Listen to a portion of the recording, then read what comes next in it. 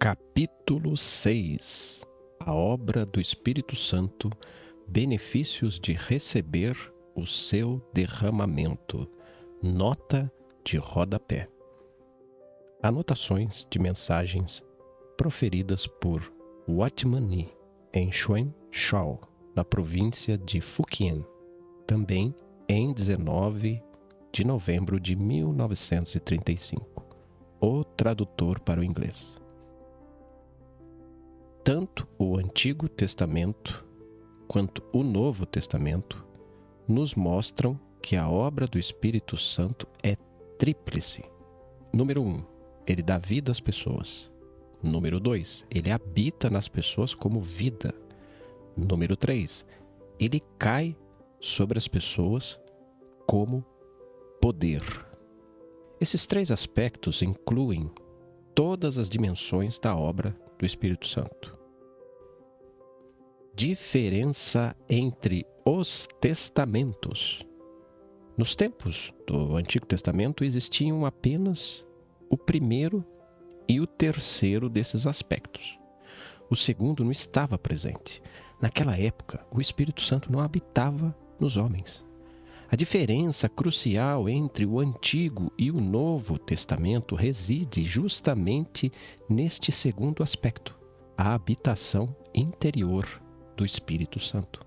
No período do Antigo Testamento, as pessoas podiam receber vida, como por exemplo, Davi, que tinha vida. Também havia evidências do derramamento do Espírito Santo naquele período, embora isso ocorresse apenas sobre alguns poucos escolhidos, tais como 1. Bezalel e Aioliabe. Os dois artífices envolvidos na construção do tabernáculo, que foram cheios do Espírito de Deus em sabedoria para serem hábeis em toda sorte de obra. Êxodo capítulo 31, versículos do 1 ao 11. Número 2, Moisés e os 70 anciãos. O Espírito de Deus estava sobre Moisés e foi distribuído igualmente sobre os 70 anciãos. Números, capítulo 11, versículos do 16 ao 25. Número 3, profetas e juízes. O Espírito caía sobre os profetas e sobre alguns juízes, capacitando-os a realizar feitos impossíveis para os homens comuns. Isso está em Juízes, capítulo 3, versículo 10, também Juízes, capítulo 6, versículo 34, 11, 29 e capítulo 13, versículo 25. Contudo, o número de pessoas que experimentavam esse fenômeno era muito pequeno. Por exemplo, muitos dos filhos dos profetas, como os de Eliseu, não tinham o Espírito caindo sobre eles. Durante o período inicial da Era do Novo Testamento, quando o Senhor estava na terra, o Espírito Santo também caiu sobre certas pessoas, tais como Maria, Zacarias, João Batista e o próprio Senhor. Contudo, nesta época, e a parte do Senhor Jesus, no qual o Espírito Santo havia estabelecido sua morada, veja lá em João capítulo 1, versículo 32 ao 33, o Espírito Santo ainda não havia começado a habitar nos homens, para ser a vida deles. Foi somente no momento dos pronunciamentos de Jesus sobre o Espírito Santo, conforme registrado em João capítulo 14, versículos do 16 ao 17, que o Espírito Santo começou a ter uma obra nova. Por favor, note as palavras estará no versículo 17 e não tem estado, pois este será um aspecto totalmente novo de sua obra. Ele deve habitar convosco e estará em vós. Diferente do período do Antigo Testamento, no qual o Espírito Santo realizava apenas o primeiro e o terceiro aspectos mencionados de sua obra. Aqui ele inicia uma obra nova. Ele não apenas cai sobre os homens para lhes dar poder, ele também passa a habitar neles. Duas grandes promessas. Antes de sua ascensão, o Senhor deu aos seus discípulos duas grandes promessas. A primeira ele prometeu antes de sua morte. E a segunda ele prometeu antes de sua ascensão.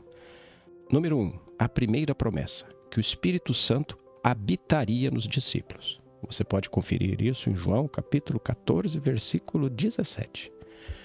Número 2, a segunda promessa, que o Espírito Santo viria sobre eles. Você pode conferir isso em Atos, capítulo 1, versículo 8.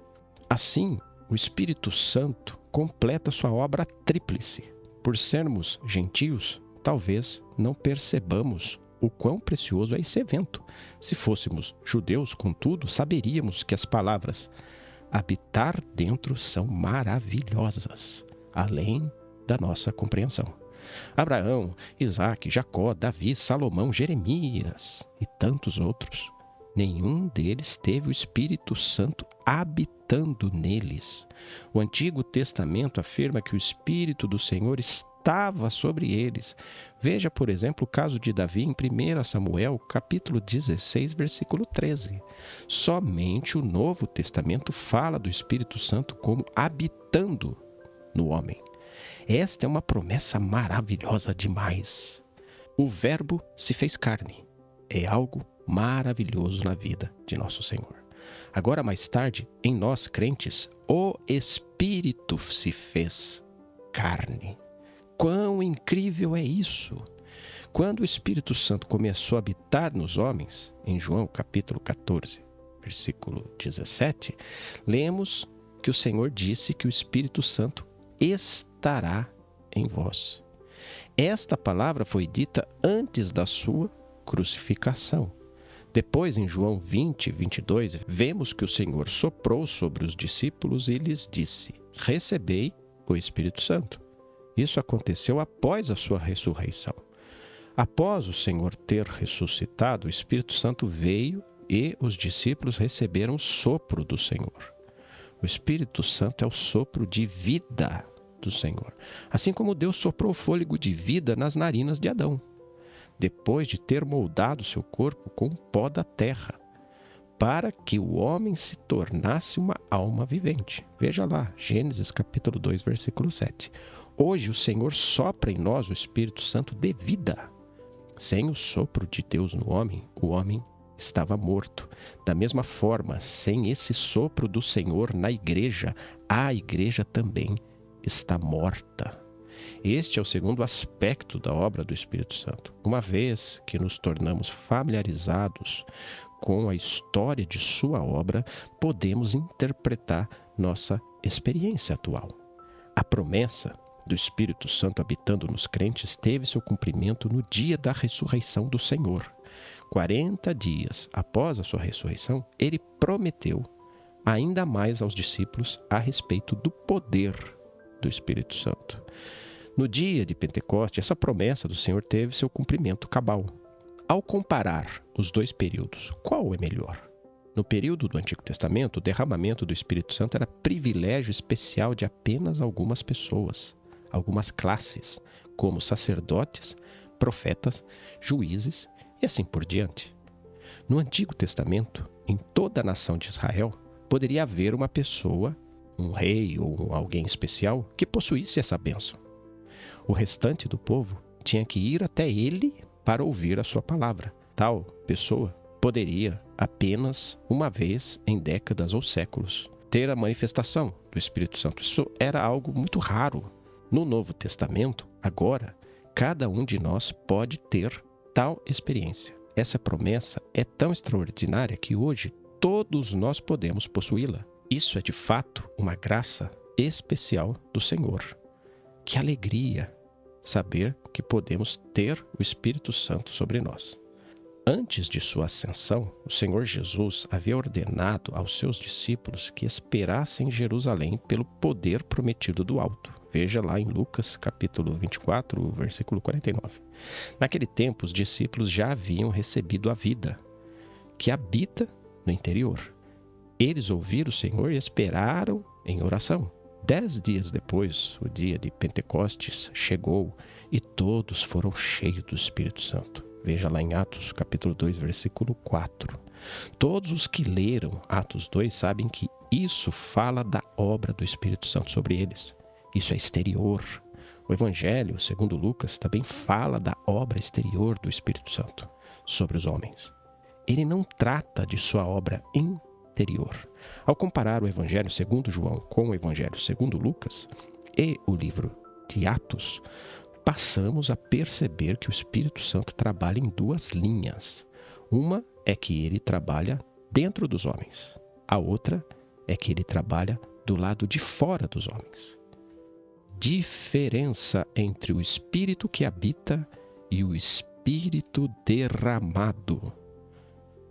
O Espírito Santo habitando no homem é para a vida, ao passo que o Espírito Santo sobre o homem é para o poder. A menos que possamos distinguir esses dois aspectos de obra, não seremos capazes de compreender a diferença entre a obra do Espírito Santo no Antigo Testamento e no Novo Testamento. A promessa no Novo Testamento do Espírito Santo habitando no interior é feita por Cristo antes de sua morte. Este aspecto prometido da obra do Espírito Santo está relacionado à morte do Senhor e é cumprido no momento de sua ressurreição. Esta obra do Espírito Santo dentro do homem é para a vida do crente, para o seu viver diário, a fim de que ele possa produzir os frutos do Espírito, tais como santidade, justiça, paciência, alegria e assim por diante. A promessa do Espírito Santo vindo sobre o homem é feita pelo Pai no tempo do Antigo Testamento e é reafirmada pelo Senhor em sua ascensão. Esse aspecto do Espírito Santo está relacionado à ascensão do Senhor e tem o seu cumprimento em sua ascensão e exaltação. O Espírito Santo cai sobre os crentes para revesti-los com o poder do Senhor ao serem testemunhas e ao manifestarem os dons do Espírito, tendo assim poder para trabalhar para Deus e cumprir sua vontade. Ao lermos o Antigo e o Novo Testamentos, devemos distinguir claramente entre a obra do Espírito Santo dentro dos homens e sobre os homens. Então veremos que não há contradição nas muitas referências à obra do Espírito Santo. Caso contrário, ficaremos perplexos com muitas aparentes contradições. De acordo com a palavra de Deus, toda e qualquer pessoa regenerada deve ter o Espírito Santo habitando nela, para que ela também possa, inclusive, receber o derramamento do Espírito. Um é, entre aspas, deve. O outro é, entre aspas, pode. Sem dúvida alguma, assim que uma pessoa crê no Senhor, o Espírito Santo, entre aspas, deve habitar nela. Por outro lado, ela, entre aspas, pode também receber o derramamento do Espírito Santo. Simplesmente, ao diferenciar essas duas palavras, você é capaz de ver a maravilha de tudo isso. Deixe-me ilustrar isso. Um dia, os samaritanos creram no Senhor e foram batizados.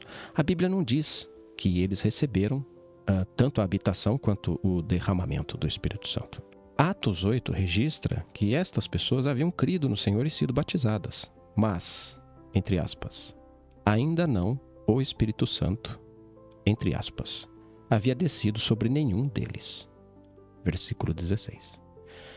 Assim, quando os apóstolos em Jerusalém souberam disso, enviaram Pedro e João para imporem as mãos sobre os cristãos samaritanos, para que pudessem receber o Espírito Santo.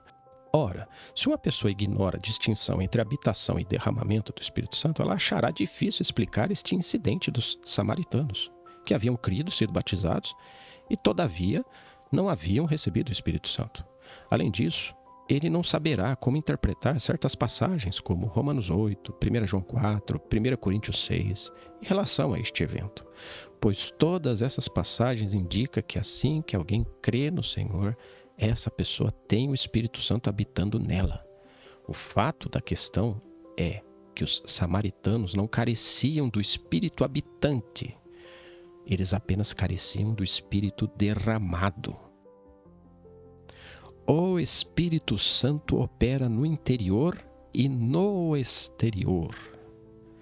A obra do Espírito dentro do homem é para a vida e o viver, capacitando-o a produzir o fruto do Espírito Santo. A obra do Espírito Santo sobre os homens é para testemunho e serviço, fazendo-nos manifestar dons espirituais.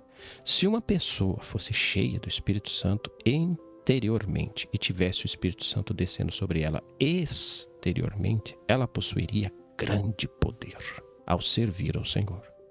Contudo, se ela não for cheia interiormente com o Espírito Santo, apenas receber exteriormente o derramamento do Espírito Santo, e ainda que tenha o Espírito habitando, mas não tem o enchimento do Espírito Santo, ela poderá ser prejudicada em vez de ajudada. Por quê? Pode facilmente tornar-se uma pessoa orgulhosa. Pois aquele que não conhece a vida vitoriosa em seu andar pode receber o derramamento do Espírito Santo, mas alguns meses ou anos depois, sua condição espiritual será exposta a todos, a despeito de ter recebido o derramamento. Portanto, devemos experimentar ambos os aspectos da obra do Espírito. O Espírito Santo testifica a respeito de Cristo. O Espírito Santo não testifica de si mesmo, ele testifica de Cristo. Veja João 15, 26. Quando uma pessoa vê a redenção da cruz, ela pode ser ensinada e pedir o Espírito Santo, que a ajude a crer. Isso é para levá-la a ver Cristo. Ao falarmos da obra do Espírito Santo nos homens, nossa atenção não está no próprio Espírito Santo. Não deveria ser assim, porque ele testifica a respeito de Cristo. Mesmo quando falamos sobre a vida vencedora, apenas mencionamos como o Senhor ressuscitou para ser a nossa vida. Não focamos no Espírito Santo, pois a obra deste último será diretamente ligada a Cristo e a sua obra. Ao verem a obra de Cristo, as pessoas têm a obra do Espírito Santo. Ao verem a morte do Senhor, elas recebem regeneração do Espírito Santo. Ao verem a ressurreição do Senhor, elas têm o Espírito Santo como vida. E quando as pessoas veem o Senhor ascendido e entronizado, elas recebem o derramamento do Espírito Santo. Não apenas o derramamento do Espírito testifica de Cristo, mas a habitação do Espírito também testifica. Por um lado, o Espírito Santo em nós nos dá vitória. Esse mesmo Espírito Santo em nós, por outro lado, testifica que Cristo é o nosso tudo. O Espírito Santo em nós capacita a produzir o fruto do Espírito. Veja lá Gálatas, capítulo 5, versículo 22 ao 23. O tal fruto é Cristo em sua totalidade, pois Deus não nos deu o fruto do Espírito de uma maneira fragmentada, como um pouco de amor, um pouco de alegria, um pouco de paciência e assim por diante. Ele nos dá o Cristo total. O fruto mencionado em Gálatas 5:22 nos é apresentado como apenas um fruto, pois no original grego a palavra para fruto está no singular. Tendo, portanto, o único fruto do Espírito Santo, temos todos os ingredientes. Não é amor sem alegria, ou alegria desprovida de paciência, e assim por diante. Deus nos dá no atacado, não no varejo. Ele nos dá Cristo. Se temos amor, mas não alegria, isso prova que é fruto nosso e não fruto do Espírito Santo.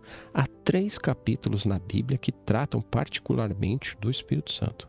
Estes encontram-se em 1 Coríntios 12 ao 14, com os capítulos 12 e 14 falando do derramamento do Espírito Santo, a obra por fora, e o capítulo 13 falando do amor, o qual indica o Espírito Santo por dentro.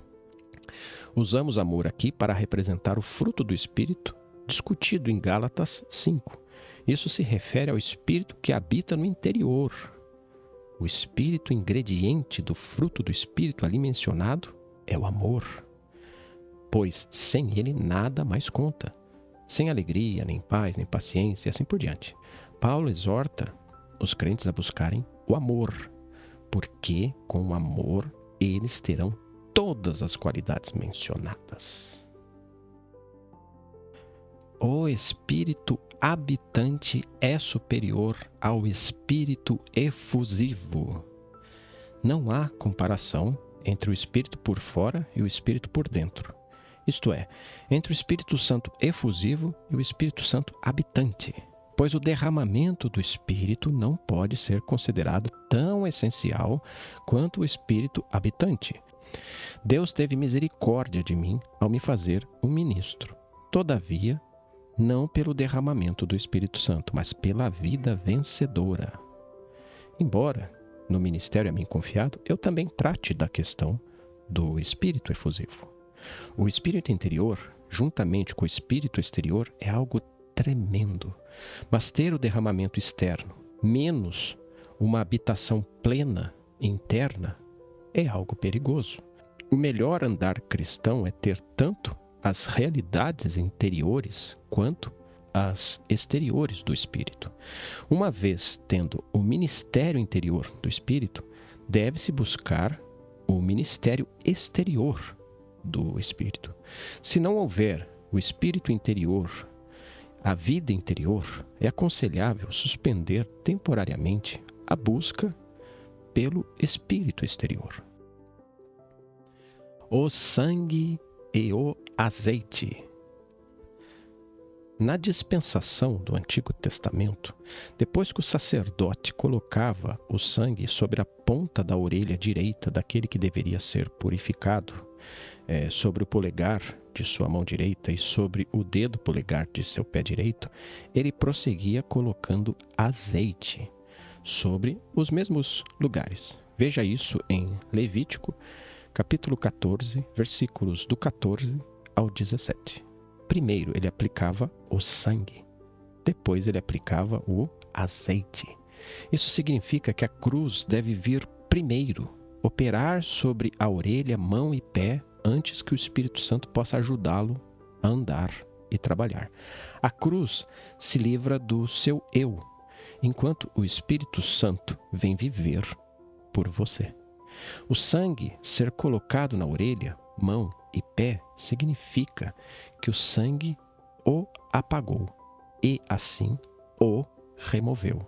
Então o Espírito Santo vem para substituir a sua orelha, mão e pé. Primeiro, a vida vencedora. Depois, o derramamento do Espírito. Aceitar a aplicação do sangue denota a comorte com Cristo. E a obra do azeite é liberar a vida do Senhor. Hoje esperamos que o azeite caia sobre nossas cabeças. Porém, ter o derramamento do azeite antes da operação do sangue apenas nos tornará orgulhosos. Os cristãos de Corinto. Os santos em Corinto tinham o espírito efusivo, mas não os seus enchimentos interiores. Eles eram crentes carnais. Muitos receberam o derramamento do Espírito Santo, mas por outro lado não estavam cheios de vida. Em tais pessoas, suas vidas não tiveram mudança. Elas viviam como o restante do mundo. O derramamento do Espírito Santo sobre elas não está ligado à sua vida interior. Uma pessoa muito dotada exteriormente pode não ter uma vida que vence interiormente. Se a vida de um homem for impura, a operação efusiva do Espírito não o purificará por dentro de forma alguma. Mas se uma pessoa tem a vida adequada no interior, somada ao derramamento do Espírito efusivo, este homem pode ser extremamente útil. Em todos os registros do Novo Testamento, nenhuma assembleia local parecia ter sido pior do que a igreja em Corinto. Contudo, Paulo não negou e nem tentou apagar o derramamento do Espírito Santo que estava sobre eles, por causa de suas imoralidades interiores. Ele não afirmou que o derramamento do Espírito Santo não fosse bom para a reunião deles. Ele apenas afirmou que, devido à confusão causada pelos dons exteriores, era necessário haver certa ordem.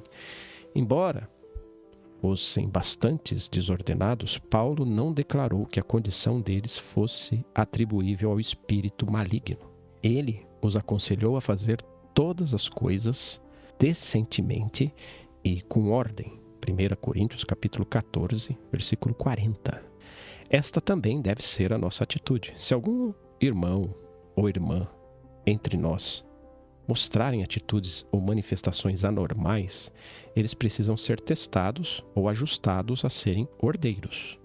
Não podemos julgá-los como totalmente errados, devido às suas ações um tanto anormais.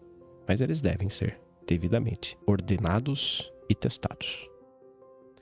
O equilíbrio entre a ordem e os dons.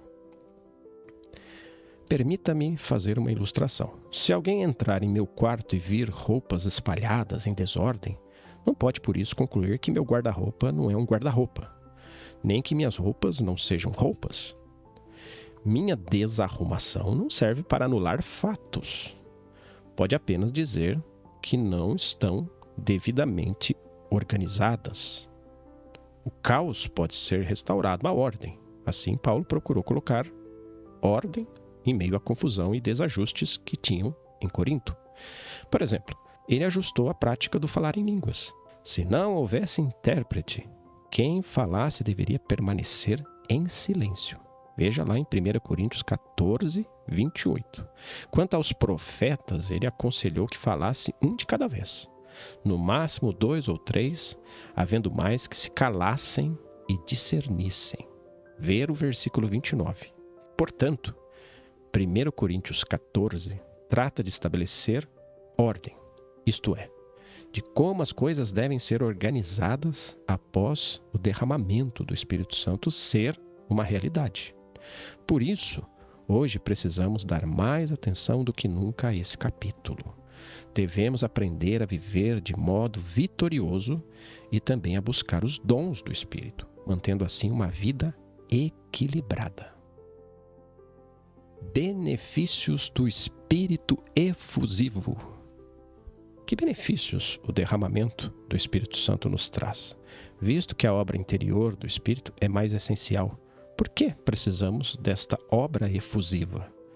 Devemos perceber que, se aqueles que conhecem a pessoa do Espírito Santo habitando no interior e que vivem uma vida santa, recebessem também o derramamento do Espírito Santo, isso os capacitaria a extenuar sua santidade interior com outros. Conhecemos pessoas que são ricas interiormente, mas são incapazes de suprir aos outros o que está dentro delas. Os homens podem admirá-las, respeitá-las, mas não podem receber ajuda delas porque a estas faltam a efusão do Espírito Santo. Consideremos, portanto, que proveitos práticos podem resultar do derramamento do Espírito, conforme vamos ver a seguir. Número 1, concede poder de comunicar. O Espírito Santo efusivo lhe dá poder de comunicar, isto é, de canalizar o que está em sua vida interior para outros. Pessoas que aprendem muito diante de Deus e, no entanto, carecem do poder de compartilhar com os outros, são capacitadas a distribuir as riquezas que estão dentro de si mesmas, uma vez que recebem o Espírito efusivo.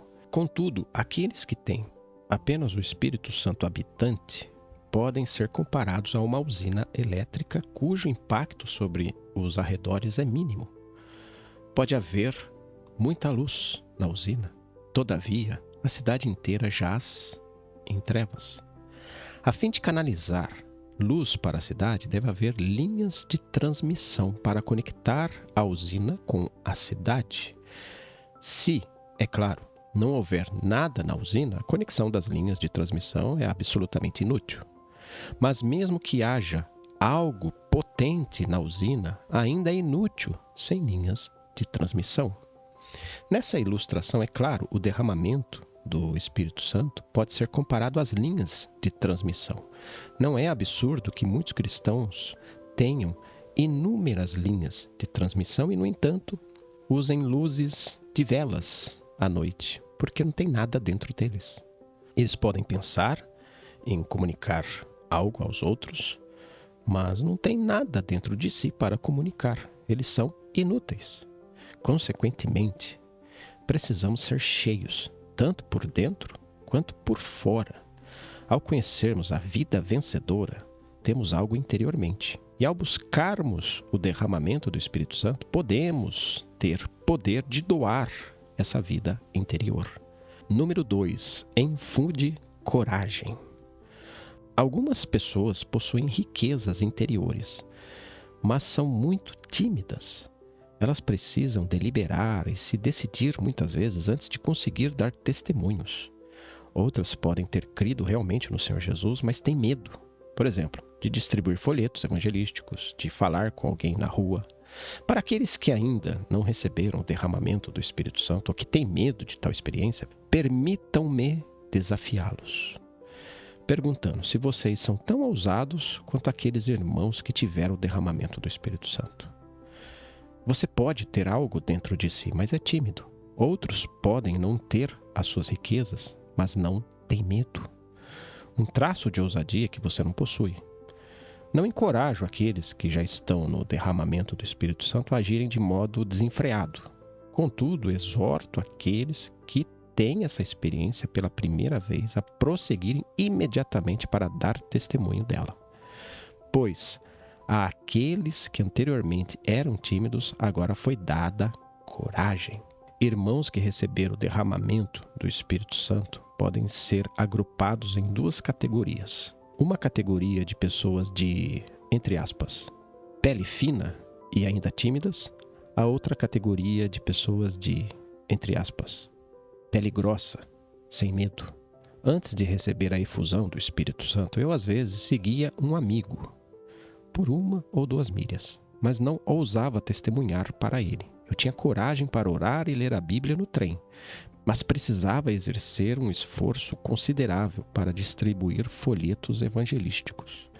Uma vez que recebi o derramamento do Espírito Santo, no entanto, não me importava mais com a maneira como me vestia e passei a ter grande ousadia. Eu agora podia ser classificado não apenas como alguém cara de pau, mas como alguém completamente sem vergonha nenhuma. Número 3. Remove a autoconsciência. A autoconsciência é ruim para os cristãos. Uma pessoa autoconsciente está ciente de sua roupa, seja boa ou ruim, ela é sensível à reação das outras pessoas. Quando convidada para comer fora, ela não encontra liberdade para pregar o evangelho ao seu anfitrião. Quando encontra um recém-chegado, não consegue falar com ele, a menos que tenha se preparado cuidadosamente antes.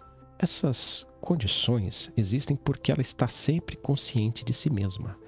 Ela pode orar sozinha no quarto, mas não consegue orar tão livremente em público quanto consegue no seu quarto. Diante do público, ela tem que mudar o tom, tem que mudar palavras, às vezes tem que mudar a atitude, porque tem medo de desagradar os homens. Esses sintomas indicam uma profunda autoconsciência. O espírito de tal pessoa está pressionado pela alma e por isso ela não é livre. Número 4. Muda a atmosfera. Um homem cheio do Espírito Santo pode mudar a atmosfera. Uma sala pode estar quieta, mas quando ele entra, imediatamente ela se torna barulhenta. Ou a sala está barulhenta, mas quando ele entra, ela subitamente se torna quieta. O que estava quieto se torna barulhento e o que estava barulhento se torna quieto. Uma pessoa como esta pode afetar a atmosfera da sala. Nosso fracasso em causar impacto reside em nossa incapacidade de trazer uma atmosfera espiritual. Simplesmente seguimos o que os outros estão fazendo. Não conseguimos influenciá-los, mas somos influenciados por eles. Mas uma pessoa que tem o espírito efusivo é capaz de mudar a atmosfera de acordo com a sua própria atmosfera. Que todos possamos receber o derramamento do Espírito Santo para que sejamos transformados. Número 5.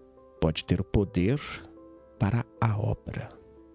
Ao recebermos o derramamento do Espírito Santo, podemos pedir dons e o poder para fazer a obra. Não temos poder sem derramamento do Espírito Santo. Isso é um fato. Mas com ele, passamos a possuir poder para trabalhar para Deus. Isso faz grande diferença. Se quisermos ter poder para servir, devemos também, além da vida vencedora, ter a efusão do Espírito Santo.